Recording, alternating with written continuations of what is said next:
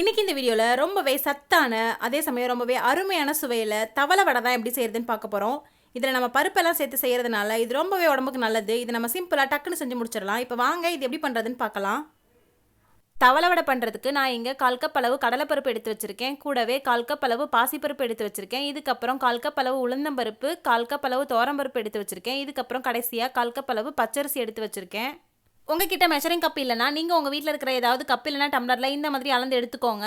இப்போ இது எல்லாத்தையும் நம்ம ஊற வச்சுக்கலாம். அதுக்கு பருப்பு 4ஐயும் தனியாக ஊற வச்சுக்கோங்க, அரிசியை தனியாக ஊற வச்சுக்கோங்க.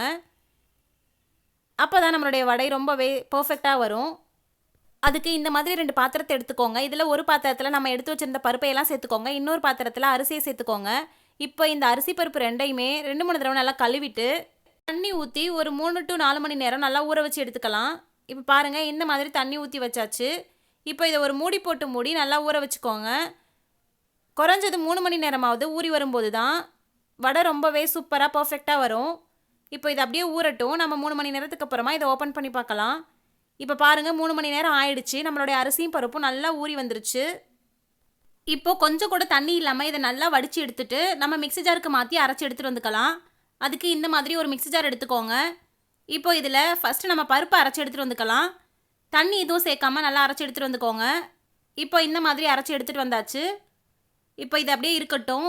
இப்போ அதே மிக்ஸி ஜார்லேயே நம்ம அரிசியை சேர்த்துட்டு அரிசி கூடவே நம்ம சில பொருட்களை சேர்த்து அரைக்க போகிறோம். அதுக்கு நான் இங்கே 2 காஞ்ச மிளகாய் எடுத்து வச்சுருக்கேன், ஒரு துண்டு இஞ்சியை கட் பண்ணி வச்சுருக்கேன், 1/2 டீஸ்பூன் ஜீரகம் எடுத்து வச்சுருக்கேன். இப்போ இதையும் இதில் சேர்த்துக்கலாம். சேர்த்துட்டு தண்ணி எதுவும் சேர்த்துடாமல் இதையும் நல்லா அரைச்சி எடுத்துகிட்டு வந்துக்கலாம். தேவைப்பட்டால் கொஞ்சமாக தண்ணி தெளிச்சுக்கோங்க. இப்போ பாருங்கள், இந்த மாதிரி அரைச்சி எடுத்துகிட்டு வந்தாச்சு. இப்போ இது கூடவே 1/4 கப் அளவு துருவின தேங்காய் சேர்த்துக்கோங்க. தேங்காய் சேர்க்கும்போது நம்மளுடைய வடை ரொம்பவே சாஃப்ட் அண்ட் சூப்பராக இருக்கும். இப்போ இது கூடவே இந்த வடைக்கு தேவையான உப்பு சேர்த்துக்கோங்க. இந்த வடையை நீங்கள் ஈவினிங் டீ டைம் ஸ்நாக்கு கூட செஞ்சு சாப்பிட்லாம். சாம்பார் சாதம், ரசம் சாதம் கூட வச்சு சாப்பிடும்போது ரொம்பவே சூப்பராக இருக்கும். மோர் குழம்பு கூட வச்சு சாப்பிடும்போது ரொம்பவே சூப்பராக இருக்கும். இப்போ இது கூடவே ஃப்ரெஷ்ஷாக நறுக்கின கருவேப்பிலை மல்லியிலையே சேர்த்துக்கோங்க. இதுக்கப்புறம் நான் இங்கே 1/4 கப் அளவு சின்ன வெங்காயத்தை பொடியாக கட் பண்ணி வச்சுருக்கேன். இதையும் இதில் சேர்த்துக்கலாம். உங்ககிட்ட சின்ன வெங்காயம் இல்லைனா நீங்கள் பெரிய வெங்காயம் கூட சேர்த்து செய்யலாம். டேஸ்ட் ரொம்பவே நல்லா தான் இருக்கும். இப்போ இதை நம்ம நல்லா பிசைஞ்சு எடுத்துகிட்டு வந்துக்கலாம். பாருங்கள், இந்த மாதிரி நல்லா பிசைஞ்சு எடுத்துகிட்டு வந்தாச்சு. இப்போ இந்த மாவுக்கு நம்ம ஒரு தாளிப்பு சேர்த்துக்க போகிறோம். அதுக்கு ஸ்டவ் ஆன் பண்ணி இந்த மாதிரி ஒரு தாளிப்பு கரண்டி வச்சுக்கோங்க. இதில் 1 டேபிள் ஸ்பூன் ஆயில் சேர்த்துக்கோங்க.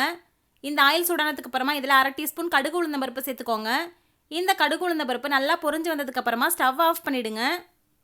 இந்த சூட்லேயே இதில் 1/2 டீஸ்பூன் பெருங்காயத்தூள் சேர்த்துக்கோங்க. பெருங்காயத்தூளோட வாசனை இந்த வடைக்கு ரொம்பவே சூப்பராக இருக்கும்.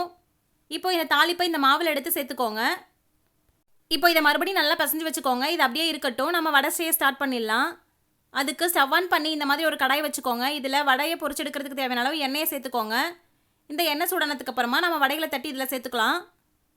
இப்போ பாருங்கள், இந்த மாதிரி ஒரு வடைகளை தட்டி இதில் சேர்த்துக்கோங்க. ஸ்டவ்வை மீடியம் ஃப்ளேம்லேயே வச்சுக்கோங்க. இல்லைனா வடை சீக்கிரம் மேலே கரிஞ்சிடும், உள்ளே வேகாத மாதிரியே இருக்கும்.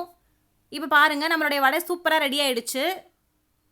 இந்த வடை சாப்பிட்றதுக்கு அவ்வளோ ஒரு டேஸ்டியாக இருக்கும். கண்டிப்பாக ட்ரை பண்ணி பாருங்கள். நான் இப்போ இன்னும் கொஞ்சமாக உளுந்த வடைக்கு செய்கிற மாதிரி ஓட்டை போட்டு கொஞ்சம் செஞ்சுக்க போகிறேன். இப்போ இந்த மாதிரி தட்டி உள்ளே சேர்த்துக்கோங்க. நீங்கள் உங்கள் விருப்பத்துக்கு ஏற்ற மாதிரி வடைகளை தட்டி சுட்டு எடுத்துக்கோங்க. நான் இங்கே 2 விதமாக வடைகளை சுட்டு எடுத்திருக்கேன். ஒன்று ஓட்டை போட்டும் ஒன்று ஓட்டை போடாமலையும் எடுத்திருக்கேன். இப்போ இந்த வடைகளையும் நல்லா திருப்பி விட்டு செவந்து வர அளவுக்கு வேக விட்டு எடுத்துக்கலாம்.